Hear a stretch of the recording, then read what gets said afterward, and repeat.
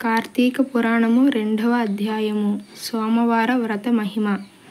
జనక, ఇంతవరకు నీకు కార్తీక మాసమునందు ఆచరించవలసిన విధిక్రమము మాత్రమే తెలియజేసితిని. కార్తీక మాసములో సోమవార వ్రతమునకు ప్రత్యేక ప్రాముఖ్యము గలదు. కాన సోమవార వ్రత విధానమును దాని మహిమను గురించి వివరింతును. సావధానుడవై ఆలకించుము. కార్తీక మాసములో సోమవారము శివునకు అత్యంత ప్రియమైన రోజు.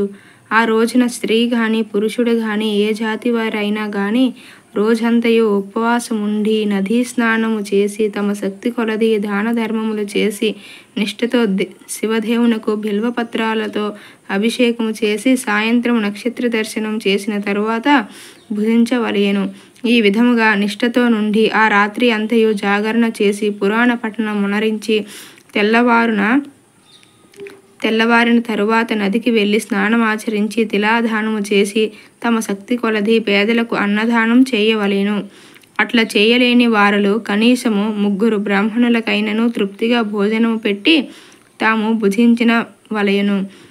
ఉండగలిగిన వారు సోమవారము నాడు 2 పూటల భోజనం గాని ఏ విధమైన ఫలహారము గాని తీసుకోకుండా ఉండిట మంచిది. ఇట్లు కార్తీక మాసమందు వచ్చు సోమవార వ్రతమును చేసిన ఎడల పరమేశ్వరుడు కైలాస ప్రాప్తి కలిగించి శివసన్నిధికి చేర్చును. భర్త లేని వితంతువు సోమవార వ్రతమును ఆచరించి శివపూజ చేసినచో కైలాస ప్రాప్తియు, విష్ణు పూజ చేసినచో వైకుంఠ ప్రాప్తియు నొందును. దీనికి ఉదాహరణముగా ఒక ఇతిహాసము గలదు. దానిని నీకు తెలియబరచెదను, శ్రద్ధగా వినుము. కార్తీక సోమవార ఫలముచే కుక్క కైలాసం అందుట. పూర్వకాలమున కాశ్మీర దేశములో ఒక బ్రాహ్మణుడు కలడు. అతడు పురోహిత వృత్తిని చేపట్టి తన కుటుంబమును పోషించుకుంటూ ఉండెను. అతనికి చాలా దినములకు ఒక కుమార్తె కలిగెను. ఆమె పేరు స్వాతంత్ర్య నిష్ఠురి. తండ్రి ఆమెను సౌరాష్ట్ర దేశీయుడగు మిత్రశర్మ యను సద్బ్రాహ్మణ యువకునకిచ్చి పెండ్లి చేసెను.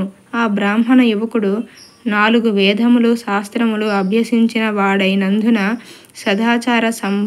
సదాచార పారాయణుడై ఉండెను. అతడు భూతదయ కలిగిన వాడు, నిత్య సత్యవాది, నిరంతరం భగవన్నామస్మరణ చేయువాడును ఎగుటచే లోకలెల్లరూ అతనిని అపరబ్రహ్మ అని కూడా చెప్పుకొనుచుండెడి వారు.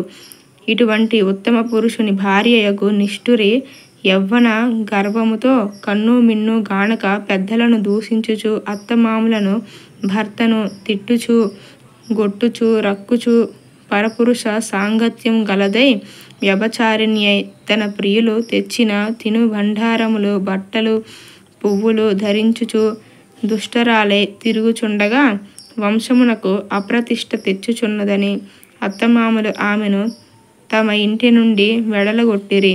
కానీ శాంతస్వరూపుడగు ఆమె భర్తకు మాత్రం ఆమె యందు అభిమానము పోక ఆమె ఎంతటి నీచ కార్యములు చేసినను సహించి చీ పొమ్మనక విడువక ఆమె తోడనే కాపురము చేయుచుండెను.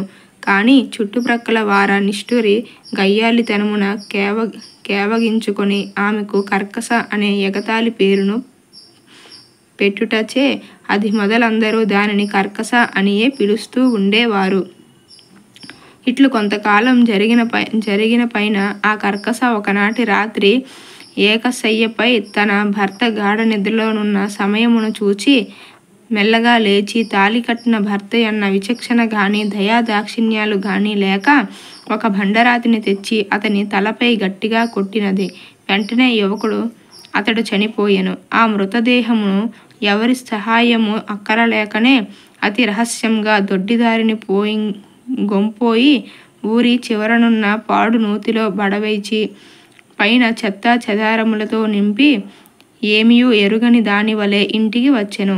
ఇక తనకు ఏ ఆటంకములు లేవని ఇంకా విచ్చలవిడిగా సంచరించుచు తన సౌందర్యం చూచి ఎందరినో క్రీగంటనే వశపరుచుకొని వారల వ్రతమును పాడు చేసి నానా జాతి పురుషులతోడను రమించుచు వర్ణశంకరురాలయ్యను. అంతియేగాక పడచు కన్యలను భర్తలతో కాపురము చేయుచున్న పడచులను తన మాటలతో చేరదీసి వారికి కూడా దుర్బుద్ధులు నేర్పి పాడు చేసి విడులకు తార్చి ధనార్జన కూడా చేయసాగెను. జనకరాజా, యవ్వన బింకము ఎంతో కాలం ఉండదు కదా. కాలం ఒక్క రీతిగా నడవదు. క్రమక్రమముగా ఆమెలోని యవ్వనము నశించినది. శరీరమందు మేహవ్రణములు బయలుదేరినవి. ఆ వ్రణముల నుండి చీము రక్తము రసి కారుట ప్రారంభమయ్యెను. దానికి తోడు శరీరమంతా కుష్ఠవ్యాధి బయలుదేరి దుర్గంధము వెడలుచున్నది. దినదినము శరీర పటుత్వము కృశించి కురూపి అయి భయంకర రోగములతో బాధపడుచున్నది.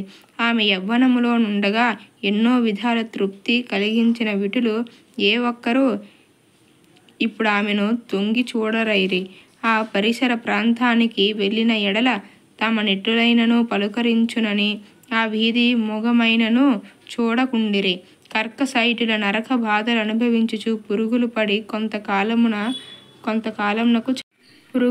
కొంతకాలమునకు చనిపోయినది. బ్రతికినన్నాళ్ళు ఒక్కనాడైనా పురాణ శ్రవణమైనను చేయని పాపిష్ఠురాలు గదా. చనిపోయిన వెంటనే భయంకరులైన యమభటులు ఆమెను గొంపోయి ప్రేతరాజగు యముని సన్నిధిలో నుంచగా యమధర్మరాజు చిత్రగుప్తుల వారిచే ఆమె పాపపుణ్యముల జాబితాను చూపించి, భటులారా, ఈమె పాప చరితర అంతింత కాదు. వెంటనే ఆమెను తీసుకువెళ్ళి ఎర్రగా కాల్చిన ఇనుప స్తంభమునకు కట్టబెట్టుడు అని ఆజ్ఞాపించెను. విటులతో సుఖించినందులకు గాను యమభటులు ఆమెను ఎర్రగా కాల్చిన ఇనుప స్తంభమును కౌగలించుకోమని చెప్పిరి. భర్తను బండరాతితో కొట్టి చంపినందుకు గాను ఇనుప గదలతో కొట్టిరి. పతివ్రతలను వ్యభిచారిణులుగా చేసినందుకు సలసల కాగిన నూనెలో పడవేసిరి. తల్లిదండ్రులకు అత్తమామలకును అపకీర్తి తెచ్చినందుకు సీసము కరిగించి నోటిలోను చెవిలోను పోసి ఇనుప కడ్డీలు కాల్చి వాతలు పెట్టిరి. తుదకు కుంభీపాకమున నరకంలో వేయగా అందు ఇనుప ముక్కలు గల కాకులు, విషసర్పాలు, తేళ్ళు, జర్రులు కుట్టినవి. ఆమె చేసిన పాపములకు ఇటు 7 తరాల వారు అటు 7 తరాల వాళ్ళు నరక బాధలు పడుచు. ఈ ప్రకారముగా నరక బాధలను అనుభవించి కడకు కళింగ దేశమున కుక్క జన్మ ఎత్తి ఆకలి బాధ పడలేక ఇల్లిల్లు తిరుగుచుండగా కర్రలతో కొట్టువారు కొట్టుచు, తిట్టువారు తిట్టుచు, తరుమువారు తరుముచూ ఉండిరి. ఇట్లుండగా ఒకనొక నాడు శ్రోత్రియ బ్రాహ్మణుడు కార్తీక సోమవార వ్రతం ఆచరించి ఉపవాసముండి సాయంత్రము నక్షత్ర దర్శనము చేసి బలి అన్నము నరుగుపై పెట్టి కాళ్ళు చేతులు కడుక్కొనుటకై లోనికేగిన సమయమున ఈ కుక్క వచ్చి ఆ బలియాన్నమును తినెను. వ్రతనిష్ఠాగరిష్ఠుడైన ఆ విప్రుని పూజా విధానముచే జరిపించిన బలియాన్న మగుట చేతను ఆ రోజు కార్తీక మాస సోమవార మగుట వలనను కుక్క ఆ రోజంతయు ఉపవాసముతో ఉండుట వలనను శివపూజ పవిత్ర స్నానమైన ఆ ఇంట దొరికిన ప్రసాదము తినుట వలనను ఆ శునకమునకు జన్మాంతర జ్ఞాన ముద్భవించెను. వెంటనే ఆ శునకము, విప్ర కులోత్తమ, నన్ను కాపాడుము అని మొరపెట్టుకొనెను. ఆ మాటలు బ్రాహ్మణుడు ఆలకించి బయటకు వచ్చి చూడగా కుక్క తప్ప అన్యులెవరూ లేనందున లోనికేగెను. మరలా రక్షింపుము రక్షింపుము అని కేకలు వినబడెను. మరలా విప్రుడు బయటకు వచ్చి, ఎవరు నీవు? నీ వృత్తాంతమేమి అని ప్రశ్నించగా, అంత నా కుక్క మహానుభావ, ఈ పుట్టుకకు వెనుక 15 జన్మల ముందు విప్రకులాంగనను నేను వ్యభిచారినై అగ్నిసాక్షిగా పెండ్లాడిన భర్తను చంపి వృద్ధాప్యంలో కుష్ఠురాలినై తనువు చాలించిన తరువాత యమదూతల వల్ల మహానరకమనుభవించి నా పూర్వీకుల పుణ్యఫలము వల్ల ఈ జన్మలో కుక్కనైతిని. ఈరోజు మీరు కార్తీక సోమవార వ్రతము చేత ఇచ్చట ఉంచిన బలియాన్నమును తినుట వలన నాకీ జ్ఞానోదయము కలిగినది. కావున ఓ విప్రోత్తమ, నాకు మహోపకారంగా మీరు చేసిన కార్తీక సోమవార వ్రత ఫలమొకటి ఇచ్చి నాకు మోక్షం కలిగించమని ప్రార్థించుచున్నాను అని వేడుకొనగా కార్తీక సోమవార వ్రతములో చాలా మహోత్యం ఉన్నదని గ్రహించి ఆ బ్రాహ్మణుడు ఒక సోమవారం నాటి ఫలమును ఆమెకు ధారపోయగా వెంటనే ఒక పుష్పక విమానం అక్కడకు వచ్చెను. ఆమె అందరికీ వందనము చేసి అక్కడి వారందరూ చూచుచుండగానే ఆ విమానం ఎక్కి శివ సాన్నిధ్యమున కేగెను. వింటివా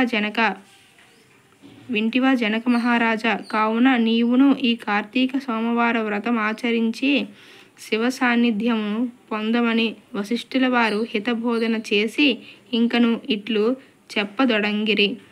ద్వితీయాధ్యాయము 2వ రోజు పారాయణం సమాప్తం.